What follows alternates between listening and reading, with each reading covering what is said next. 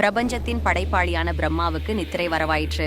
அவரது பொன்னான தாமரை ஆசனம் பிரகாசமிட்டு 4 முகங்களும் மெதுவாக அமைதியில் மூழ்க ஆரம்பித்தது. அது பிரபஞ்சத்திற்கே ஒரு அமைதி தருணம். பிரம்மா உறங்க ஆரம்பித்தவுடன் பால் கடலில் அசாதாரண அலைகள் எழத் தொடங்கின. வெள்ளை அலைகள் நடுங்க வானமும் கடலும் அதிர்ந்தது.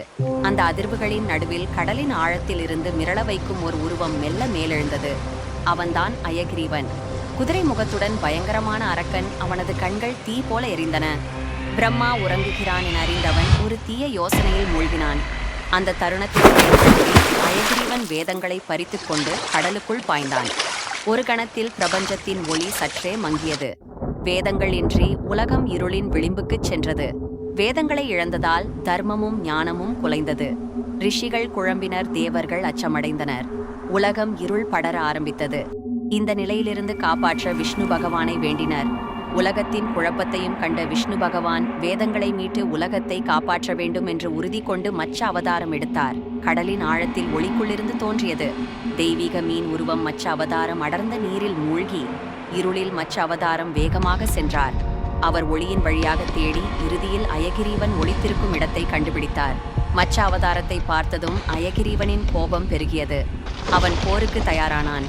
கடலுக்கு கீழே பெரும் அலை எழும்பும் சக்தியுடன் இருவரும் மோதினர். அயகிரீவன் நெருப்பு போன்ற சிவப்பு சக்தியை வெளியிட்டான். மச்ச அவதாரம் தெய்வீக பொன்னொழியால் அதனை தகர்த்தார். கடலின் அடிப்பாகம் நடுங்கியது. அலைகள் கோபமாக வெடித்தன.